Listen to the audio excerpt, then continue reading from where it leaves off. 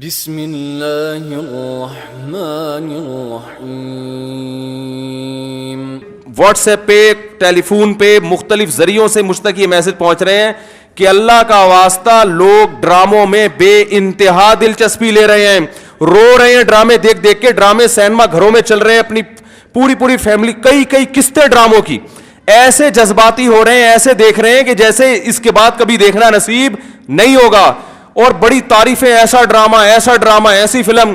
تو میرے بھائی یہ لغویات ہیں، یہ وہ چیزیں ہیں جن میں ٹائم ویسٹنگ کے علاوہ کچھ بھی حاصل نہیں ہوتا۔ تو جو لوگ ان چیزوں میں دلچسپی لے رہے ہیں، اللہ کے قرآن کے مطابق ان میں جنت کی علامت نہیں پائی جاتی۔ آپ ڈرامے دیکھتے دیکھتے قبر میں چلے جانا، یہ ڈرامے آپ کو اللہ کی جنت سے ہمیشہ کے لیے محروم کر سکتے ہیں۔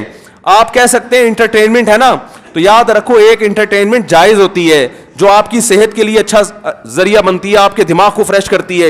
ایک انٹرٹینمنٹ وہ ہوتی ہے جو آپ کے جذبات سے کھیلا جا رہا ہو اور آپ کو غلط میسج دیے جا رہے ہوں۔ ڈراموں سے، فلموں سے آج تک کوئی سیدھے راستے پہ نہیں چلا۔ ان ڈراموں نے، ان فلموں میں نے ہمارے فیملی سسٹم کو تباہ کر دیا ہے۔ کیسے کیسے ڈرامے دکھائے جا رہے ہیں۔ طلاق دینے کے بعد بیوی اسی گھر میں رہ رہی ہے۔ آپ بتاؤ جب ہماری بچیاں یہ چیزیں ڈراموں میں دیکھیں گی تو طلاق کا جو اسلام نے کانسیپٹ دیا اس کا وہ تباہ ہو جائے گا کہ نہیں ہو جائے گا؟ بار بار ڈراموں میں حلالہ دکھایا جا رہا ہے، حلالہ۔ تو کیا میسج جائے گا ان جوان لڑکیوں اور لڑکوں کو جو یہ سب چیزیں دیکھ؟ مجھے ایک بات بتاؤ، میرے ایک دفعہ بیان شروع ہوئے، کچھ وقت میں نے طلاق کا جائز طریقہ بیان کیا تھا، اسلام میں جائز طریقہ کیا ہے۔ میں نے 2-3 قسطیں ریکارڈ کروائیں، کمپلیٹ کیا، اس کے بعد 1 سال تک موضوع نہیں چھیڑا۔ لوگوں نے مجھے کہا دوبارہ، میں نے کہا نہیں، کیونکہ ایک چیز کو جب بار بار لوگ سنتے ہیں تو چاہے وہ صحیح سینس میں بھی سنیں، ان کی نظر میں وہ چیز ہلکی ہو جاتی ہے۔ میں نے کہا بار بار ایک ٹاپک چھیڑوں گا تو ایسا نہ ہو گھر میں طلاقیں شروع ہو جائیں۔ سمجھ میں آ رہی ہے بات؟ او بھائی ایک چیز کتاب کی حد تک کہ شریعت نے بتا دی، ایک دفعہ بتا دی، بار بار اسی کو، تو کیا ہوتا ہے؟ آپ ایک چیز کو بار بار جب سنو گے تو جو چیز انسان بار بار سنتا ہے زبان پر وہ ہلکی ہو جاتی ہے۔ میں نے کہا اس سے گھروں میں طلاق کا ریشو بڑھنے کا خطرہ کم نہیں ہوگا، ایک چیز کو بار بار ریپیٹ کیا جائے۔ تو بتاؤ ڈراموں میں بار بار طلاقیں دکھائی جا رہی ہیں کہ نہیں دکھائی جا رہی ہیں؟ فلاں کی پھڈا ہوا، اس نے اس کو طلاق دے دی، ڈیورس پیپر بھیج دیے، وہ طلاق دے گا، اس نے وہاں شادی کر لی، ادھر طلاق لے لی، ادھر آ گئی، وہ حلالہ ہو گیا، فلانا ہو گیا، ڈمکانا ہو گیا۔ جب یہ چیزیں گھروں میں چلیں گی، آپ کو کتنا ہی اچھا ڈرامہ لگے تو یاد رکھو آپ کی نسلیں تباہ ہو جائیں گی۔ مائیں بچیوں کو سکھاتی تھی، بیٹا ڈولی جا رہی ہے تو اب جنازے کی کھٹولی آئے گی واپس۔ بتاتے تھے نہیں بتاتے تھے؟ ہم تو بچپن میں سنتے تھے، بھائی ڈولی جا رہی ہے اب جنازے کی کھٹولی آئے گی، طلاق لے کے نہیں آنا۔ ہاں جہاں جائز طلاق ہے ہم تو کہتے ہیں کہ وہ جائز ہے، اس میں اتنا ظلم جائز نہیں ہے کہ بچی کو بیڑا غرق کر دیا پھر بھی آپ علیحدگی، لیکن اصول تو یہی ہے نا کہ یہ بری چیز ہے۔ جب بار بار کلچر میں یہ چیز دکھائی جائے گی، شوہر نے تھپڑ مارا بیوی کو، وہ عدالت چلی گئی خلا لینے کے لیے، ہر گھر میں تھپڑ بھی ہوتا ہے، ہر گھر میں گالی گلوچ بھی ہوتا ہے، یہ تو نارمل چیز ہے۔ تھپڑ مارنا صحیح نہیں ہے، اچھا کام نہیں ہے کہ شوہر بیوی پہ ہاتھ اٹھائے، لیکن سب کچھ ہوتا ہے گھروں کے اندر، وہ بعد میں سب سیٹ ہو جاتا ہے۔ لیکن ڈراموں میں جب دکھایا جائے گا شوہر نے بیوی پہ تھپڑ اٹھایا، ہاتھ اٹھایا اور وہ چلی گئی عدالت سے خلا لینے، تو کل کس مرد نے غصے میں کسی عورت پہ ہاتھ اٹھا لیا تو وہ عدالت کا دروازہ نہیں کھٹکھٹائے گی کیا؟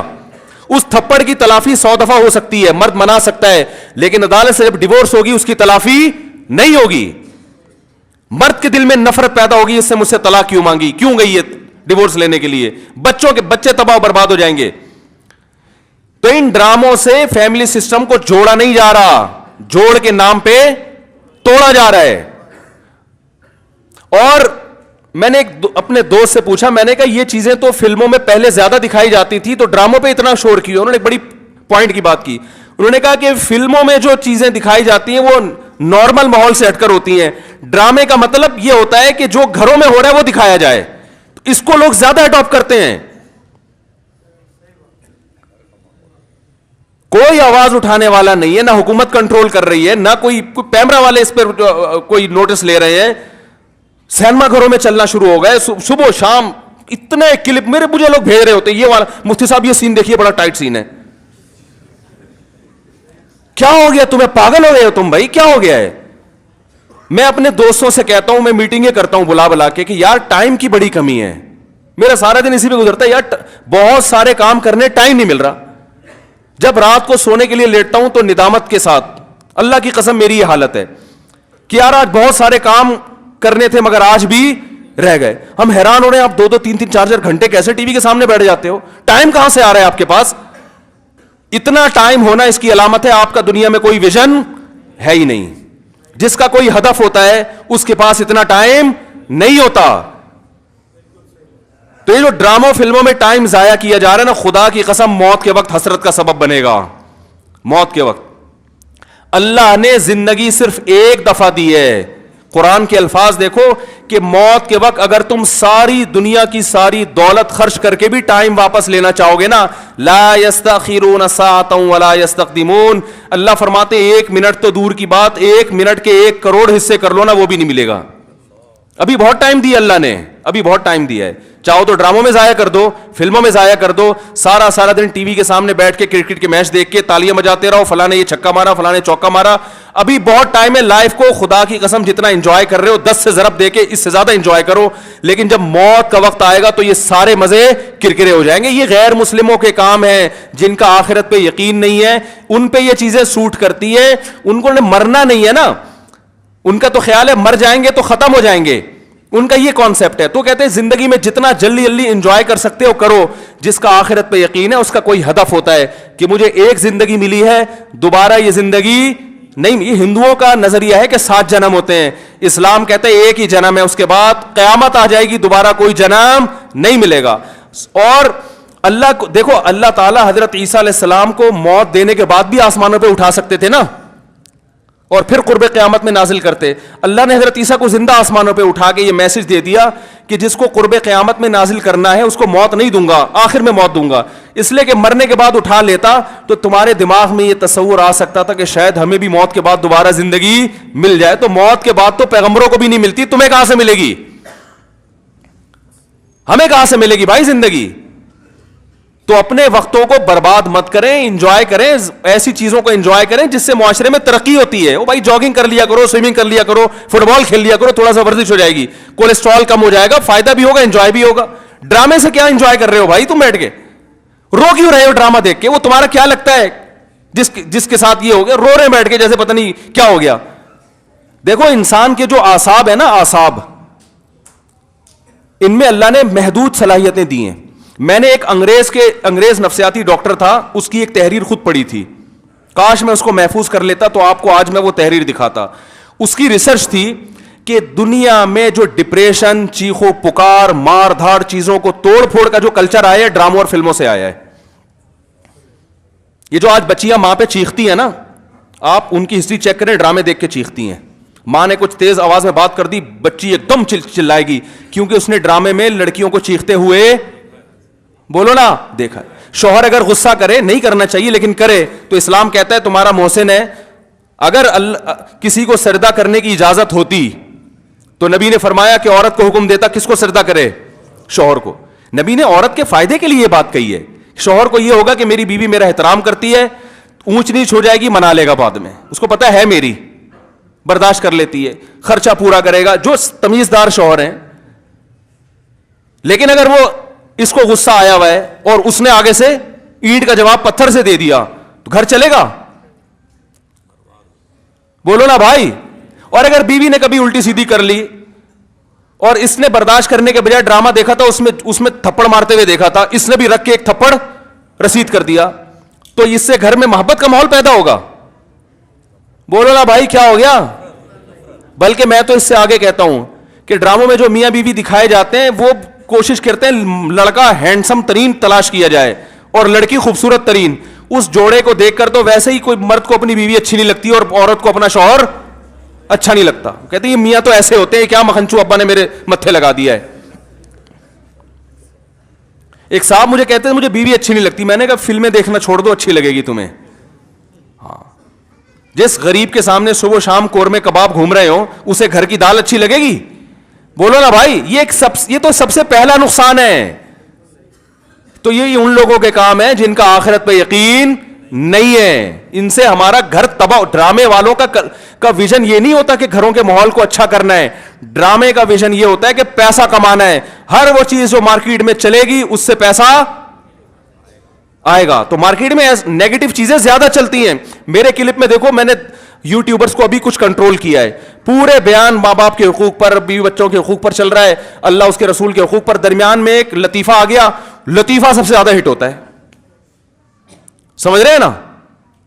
تو لوگوں کو تو انٹرٹینمنٹ چاہیے, وہ مثبت چیزیں کم چلتی ہیں. تو اگر دیکھو ایک طیب اردوغان ہے نا, ترکی کا صدر, میں ڈراموں کو جائز نہیں کہتا, لیکن اس نے بھی ڈرامے بنائے. میں نہیں کہتا کہ وہ دیکھنا جائز ہے, لیکن پھر بھی ایک ویژن تو رکھا نا اس نے ذہن میں کہ خلافت عثمانیہ کا صحیح تصور دکھانا ہے, فیملی سسٹم کو جوڑنا ہے. ابھی طیب اردوغان کی ایک اسپیچ ہم نے سنی, اس نے کہا کہ اپنی قوم کو ترغیب دے رہے کم عمری میں شادیاں کرو. کیا ترغیب دے رہے اپنی قوم کو؟ کم عمری میں شادیاں کرو. ہم نے اپنی نسل کو بڑھانا ہے. ترکی کو افرادی قوت چاہیے. جب نسل بڑھے گی تو ہمیں فوج میں جوان زیادہ ملیں گے, ہمیں سائنسدان زیادہ ملیں گے, ہمیں تاجر زیادہ ملیں گے. ترکی مضبوط ہوگا. ایک ویژن ہوگا تو وہ ایسی تقریر کرے گا. ویژن نہیں ہے تو آپ کا مقصد صرف دولت, پیسے کمانا, مغربی طاقتوں کو خوش کرنا, تو وہ پیسے تو ان ڈراموں نے بہت کمائے. لوگ کہہ رہے ہیں بڑا کروڑوں اربوں روپے کا بزنس کر لیا ڈرامے نے. میں کہتا ہوں بھائی بزنس اربوں روپے کا کر لیا, مگر کلچر کا بیڑا غرق کر دیا. تو بزنس تو میرے بھائی چرس بیچنے والا جتنا اچھا کرتا ہے نا, ہیروئن بیچنے والا, چرس کا بزنس زیادہ اچھا ہے یا ہیروئن کا؟ بتاؤ. ابے یہ گٹکے والے تو بےچارے, ان کا کوئی بزنس ہے جو گٹکے دکان کھول کے بیٹھے ہوئے ہیں؟ یہ تو خود دوسرے سے گٹکے ادھار مانگ کے کھا رہے ہوتے ہیں. چرس کرو گے تو زیادہ پیسہ, اور اگر ہیروئن پہ آ گئے ارب پتی بن جاؤ گے. تو بزنس نہیں دیکھا جاتا, یہ دیکھا جاتا ہے اب قوم کو پیغام کیا دے رہے ہو. تو بھائی یہ حکومت نہیں کرے گی, یہ آپ نے کرنا ہے. اپنے گھروں کو آپ نے کنٹرول کرنا ہے. اپنے گھروں سے ٹی وی کو بند کریں, قابو میں لائیں. اس اگر رکھا ہوا بھی ہے تو اس کو ایک لمٹ کریں, قابو میں لائیں. دیکھیں کیا, اور بچے لیپ ٹاپ دیکھ رہے ہیں تو جا کے ہسٹری تو سرچ کریں کہ کیا دیکھ رہا ہے بیٹھ کے وہاں پہ. وہ بچیوں کو فون لے کے دیا ہوا ہے, بچوں کو تو چیک تو کریں کس سے باتیں. بھائی یہ فون ضرورت کی چیز ہے, یہ دوستیاں لگانے کی چیز نہیں ہے. دوستیوں میں ٹائم ضائع ہوتا ہے. ہم جب مدرسے گئے, ہمارے حضرت نے سختی سے پابندی لگائی, کسی طالب علم کو کسی سے دوستی کی اجازت نہیں ہے, یہاں پڑھنے کے لیے آئے ہو. سمجھ رہے ہو نا, کس کے لیے آئے ہو؟ دوستی کی اجازت نہیں دی. ہاں کسی سے مناسبت ہوتی ہے, وہ ایک الگ بات ہے, انسان گپ شپ کر لیتا ہے بس اس حد تک. شیخ الحدیث مولانا زکریا رحمۃ اللہ نے لکھا ہے نا کہ میں ظہر کی نماز میں کسی کے ساتھ کھڑا ہو کر, عصر میں بھی اسی کے ساتھ, تو میرے ابا پوچھتے ہیں تمہارا کیا لگتا ہے, بار بار اسی کے ساتھ کیوں کھڑے ہو رہے ہو, کیا لگتا ہے تمہارا یہ؟